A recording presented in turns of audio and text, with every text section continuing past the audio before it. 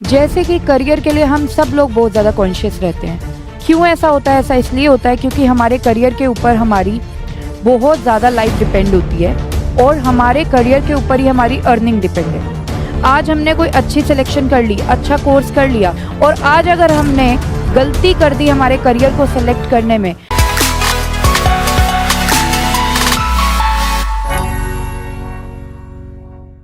तो जय Shri Shyam everyone, welcome to class 12 grooming education. तो आज की इस वीडियो में मैं आपको नॉलेज देने के लिए आई हूँ बहुत से करियर ऑप्शंस जो आपके पास अवेलेबल हैं after class 12।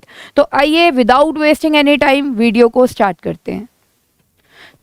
So best career options post class 12।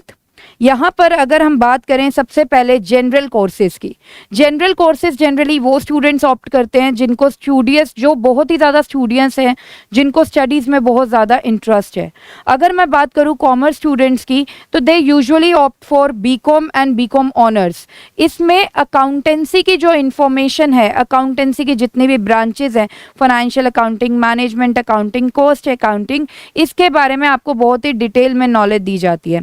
अब ऐसा भी नहीं है कि सिर्फ इन कोर्सेज में अकाउंट्स ही पढ़ाया जाता है, इसमें आपके जनरल बाकी के भी जो कॉमर्स के सब्जेक्ट्स हैं वो रहते हैं, लेकिन फोकस अकाउंट्स के ऊपर होता है। On the practical information of accountancy के ऊपर फोकस ज़्यादा किया जाता है। अगर मैं बात करूँ बीबीए की, बीबीए भी बहुत से कॉमर्स के स्टूडेंट, ऑल्दो ये जो बीबीए का कोर्स है it is available for commerce students as well as for humanity students, also yes science students भी इसको ऑप्ट कर सकते हैं। तो बीबीए का जो है, ये जिन बच्चों को मैनेजमेंट में ज़्यादा इंटरेस्ट है और थोड़ा थ्योरेटिकल एस्पेक्ट में ज़्यादा चाहते हैं, प्रैक्टिकल एस्पेक्ट में ज़्यादा न्यूमेरिकल्स वगैरह ना हो, एडवांस लेवल के थोड़ा नॉर्मल कोर्स लेना चाहते हैं, तो वो लोग इस चीज़ को ऑप्ट कर सकते हैं बीबीए को। अब बात करते हैं उन स्टूडेंट्स के बारे में जिनको आईपी में इंटरेस्ट है, यानी कि कंप्यूटर के सब्जेक्ट्स में इंटरेस्ट है, तो उनके लिए है BCA, bachelor in computer application. So यहाँ पर अगर हम बैचलर इन कंप्यूटर एप्लीकेशन, तो वो लोग बीसीए ऑप्ट कर सकते हैं। और जिन स्टूडेंट्स को ह्यूमैनिटीज़ के सब्जेक्ट में इंटरेस्ट है, इकोनॉमिक्स में इंटरेस्ट है, they can opt for BA in economics they can opt for. अब बात करते हैं, ये तो थे जनरल कोर्सेज। नेक्स्ट पे हम बात करते हैं, अब हम बात करेंगे डिफरेंट अप्रोच कोर्सेज की। अब यहाँ पर ये वाले जो कोर्सेज होते हैं वो स्टूडेंट्स ऑप्ट करते हैं जिनको कोई अपने अंदर पर्टिकुलर स्किल्स जनरेट करनी है apart from studies, practical skills like mass communication की, आप एक पब्लिक स्पीकर बनना चाहते हैं, जर्नलिस्ट बनना चाहते हैं, ये सब चीज़ें, होटल मैनेजर बनना चाहते हैं, इस टाइप की चीज़ें, लॉयर बनना चाहते हैं, टीचर बनना चाहते हैं, तो मतलब जो पर्टिकुलर प्रोफेशंस में एंटर करना चाहते हैं तो उनके लिए कोर्सेज है। बीजेएमसी की बात करेंगे, bachelors of journalism and mass communication.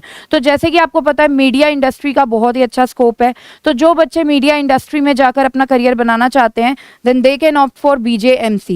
Next is B design. B design में आता है आपका एनिमेशंस, कार्टून्स वगैरह, तो जो लोग यहाँ डिज़ाइनिंग में अपना करियर बनाना चाहते हैं they can opt for B design, bachelors in designing. Next bachelors of education.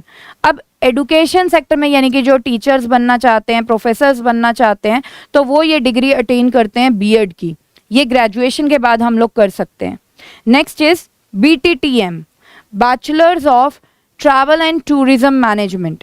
तो ट्रैवल्स के इंडस्ट्री में, टूरिज्म इंडस्ट्री में अगर कोई स्टूडेंट जाना चाहता है तो they can opt for this course. Photography को भी आप एज अ करियर अपना सेलेक्ट कर सकते हैं, आजकल फोटोग्राफी का भी काफ़ी अच्छा स्कोप है। नेक्स्ट इज LLB, यानी कि जो लॉयर बनना चाहते हैं, लॉयर ही नहीं, सिर्फ लॉयर के बाद का जो अगर कोई जज भी बनना चाहता है तो यहीं से वो सफ़र जाता है, आप LLB ऑप्ट कर सकते हैं। नेक्स्ट इज HM, यानी कि होटल मैनेजमेंट। अगर आप होटल मैनेजर बनना चाहते हैं या शेफ बनना चाहते हैं, मतलब आप होटल इंडस्ट्री में जाना चाहते हैं, then you can opt for HM, hotel management. Next अब हम बात करते हैं एनालिटिकल अप्रोच कोर्सेज की। अब ये एनालिटिकल का क्या मतलब है? एनालिटिकल मतलब होता है डीपली स्टडी करना। बेसिकली ये जो कोर्सेज है ये वो स्टूडेंट्स ऑप्ट करें जिनका इंटरेस्ट मैथ्स में है, स्टैटिस्टिक्स में है, यानी कि उन्हें नंबर्स के साथ जो कैलकुलेशंस वगैरह होती हैं उनमें काफ़ी अच्छा इंटरेस्ट है। तो इसमें हमारे कौन कौन से कोर्सेज आते हैं? Actuarial science. एक्चुरियल साइंस में क्या होता है कि हम लोग प्रिडिक्शंस करते हैं, एनालिसिस करते हैं नंबर्स के बेसिस पे, पास्ट डेटा के बेसिस पे कुछ ना कुछ प्रिडिक्शंस फ्यूचर से रिलेटेड की जाती हैं। यहाँ पे बेसिकली 15 to 16 एग्जाम्स होते हैं जो बच्चे को देने पड़ते हैं जो एक्चुरियल साइंस करते हैं। नेक्स्ट हम बात करें यहाँ पे इवेंट मैनेजमेंट। इवेंट मैनेजमेंट में कॉस्टिंग से रिलेटेड नॉलेज ज़रूर होनी चाहिए, मतलब किसी पर्टिकुलर कॉस्ट की हम इवेंट की कॉस्ट को कैसे कम करें। इवेंट्स तो आपको पता ही है, जैसे मैरिज भी एक इवेंट है कि किसी की मैरिज है या किसी के घर में रिलीजियस सेरेमनी है कोई, तो उसके लिए हम लोग आजकल क्या करते हैं, खुद ना अरेंजमेंट्स करके हम इवेंट मैनेजर्स को अपॉइंट करते हैं, हायर करते हैं। तो ये इवेंट मैनेजमेंट के कोर्स में आप यही सीख पाएंगे कि कैसे एक पर्टिकुलर इवेंट को ऑर्गेनाइज किया जाए और with minimum cost as possible. Next one is data analytics. इसका बहुत ही ज़्यादा स्कोप है आज की मार्केट में, बहुत हाईली डिमांडेबल कोर्स है ये, दैट इज़ डेटा एनालिटिक्स। जैसे कि हमें पता है कि हर कंपनी को इंफॉर्मेशन की ज़रूरत पड़ती है आगे बढ़ने के लिए, अपनी कंपनी की ग्रोथ करने के लिए। तो जो डेटा एनालिस्ट में जो एक्सपर्ट होते हैं वो लोग कंपनी के लिए डेटा इकट्ठा करते हैं, प्रोसेस करते हैं, और जो भी यूज़फुल इंफॉर्मेशन कंपनी के लिए होनी चाहिए वो कंपनी वालों को प्रोवाइड करते हैं ताकि कंपनी की ग्रोथ हो सके।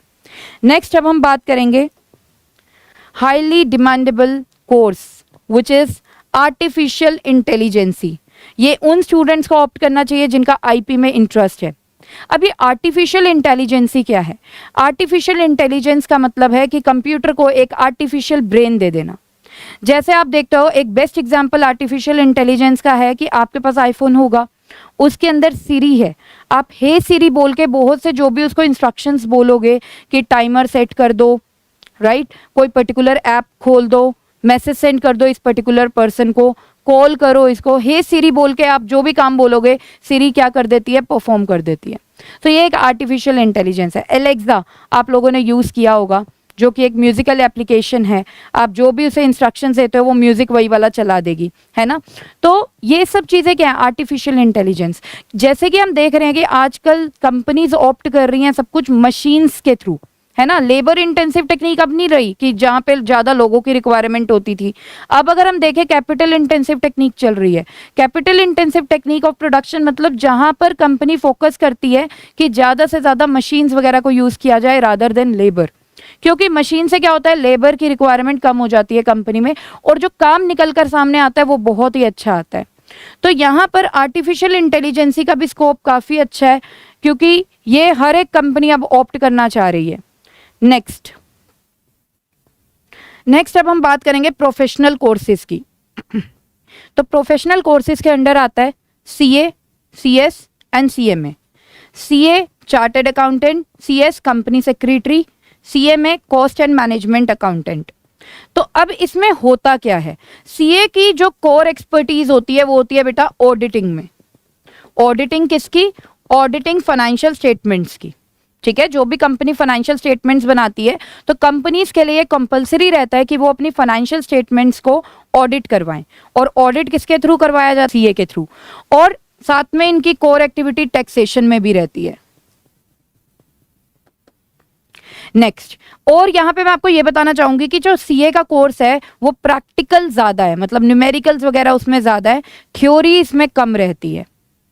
नेक्स्ट अब हम बात करेंगे सीएस की, यानी कि कंपनी सेक्रेटरी। इसमें लॉ से रिलेटेड सब्जेक्ट्स ज़्यादा रहते हैं। अगर इसका कोर्स कंटेंट की बात करें तो 80% तो इसके लॉ के सब्जेक्ट्स हैं।